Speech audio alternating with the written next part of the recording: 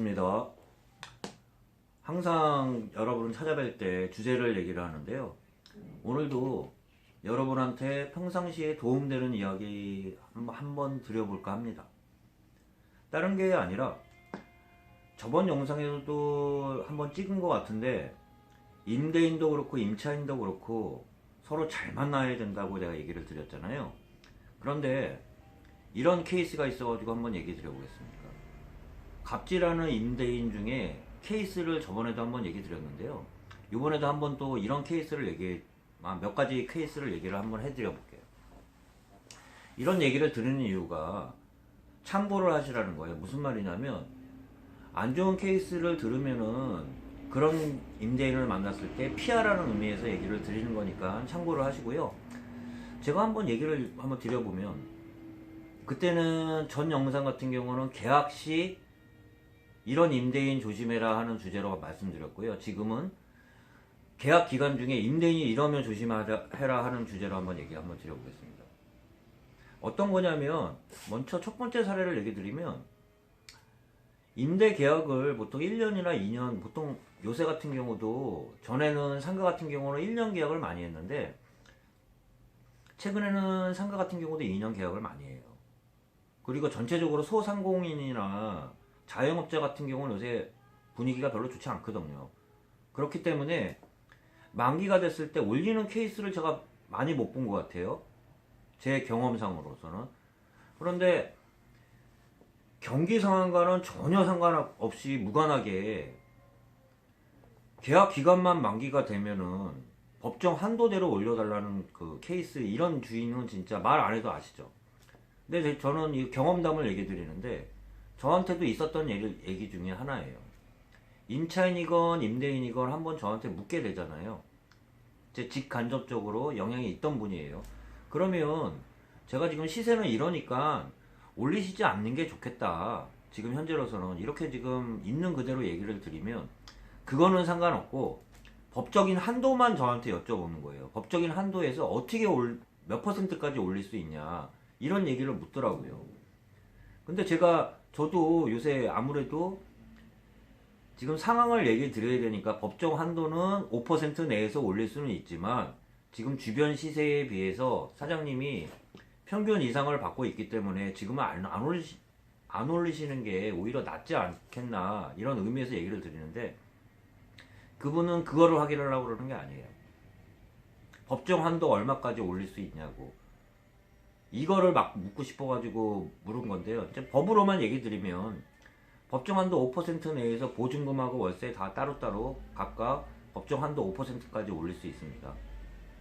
그런데 이거면 족한데 이런 분들 특징 중에 하나가 재연장을 할 때 2년을 안 해줘요.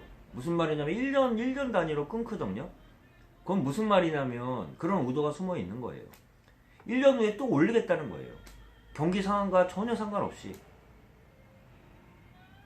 제가 듣는 그 상담 내용 중에 하나가 말을 했음에도 불구하고 자기는 경기랑은 상관이 없대요.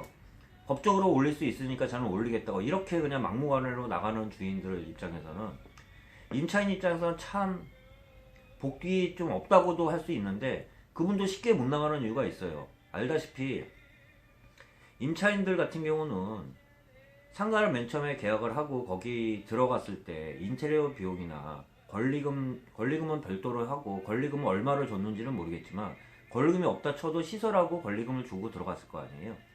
쉽게 빠질 수 있는 상황이 아니에요, 임차인 입장에서는. 그런데 아까 주인이 요새 경기 상황도 좋지 않은데 이런 주인 만나면 정말 힘들 것 같고요. 그리고 또 하나 또 얘기 드리면, 최악의 하나 그 임대인인 경우를 한번 얘기를 드려볼게요. 이것도 상담 내용 중에 한번 나왔던 내용인데요. 이거는 이런 사람이 있을까 지금 싶겠지만 이거 있는 진짜 사례입니다. 무슨 말이냐면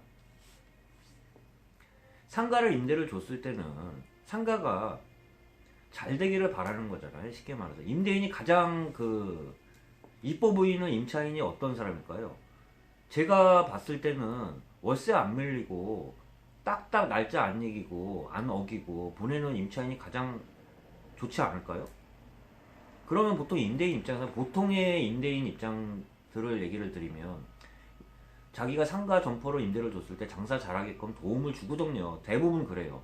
그런데 내가 아까 말씀드린 이 케이스는 상가를 임대를 줘놓고 나중에 무슨 뭐 주인이 바뀌긴 했지만 바뀐 주인이 어떤 식으로 얘기를 하냐면 자기가 차를 세워야 되는데 상가 앞에 임대를 주고서도 그 앞에 손님 차나 상가 임차인 주인이 차를 세우지 말라는 경우예요. 좀 황당하죠? 그래서 저도 여쭤봤어요. 이게 진짜 있는 경우냐? 그랬더니 크게 싸웠다 그러더라고. 말 그대로 싸울 수밖에 없겠죠. 이거는 어떻게 보면 임차인 입장에서 이렇게 받아들일 거예요. 이거는 장사하지 말라는 거거든요. 자기가 임대를 내놓고 거기서 손님 내 차는 다른 데다가 될지언정 손님 차가 되는 것까지 뭐라 그러면 이거는 임차 놓으면 안 되는 거죠. 이런 두 가지 케이스가 있어가지고 한번 얘기 드렸는데 아까 말씀드린 것처럼 이런 케이스가 있다는 것도 생각을 하시고 피하시길 바라면서 얘기를 드리는데요. 그리고 역설적으로 한 얘기는 드릴게요. 전화위복 되는 경우가 있는데요. 이렇게 조금 못된 주인 입장에서 이것도 제 경험담이에요. 상담 내용 중에 하나인데 하도 주인이 못되게 장사가 잘 되니까 못 나가는 거 알고 계속 걱정 한도 올리니까 주변에 있는 시세보다도 계속 많이 주고 있었을 거 아니에요. 그러다 보니까 평범한 임대인을 만났으면 이분이 그런 생각을 안 했겠지만 워낙 잘 되는 데니까 참다 못해가지고 본인이 땅을 사가지고 건물 짓고 자기 자가로 해가지고 지금도 오히려 거기서 눈치 안 보고 오히려 더 잘 되는 케이스가 있다는 거 전화위복 한번 얘기를 드리면서 제가 아까 말씀드린 것처럼 임차인도 임대인을 잘 만나야 되겠지만 임대인도 임차인을 잘 만나야 된다는 의미에서 이런 말씀 한번 드리고요. 사람 세상에서 사람 일이라는 게 말로 다 되거든요. 너무 일방적으로 자기만 생각하지 않고 상대방을 좀 배려한다 그러면 이런 케이스는 없을 거라는 그 말씀 한번 드리면서 마지막 인사 드리겠습니다.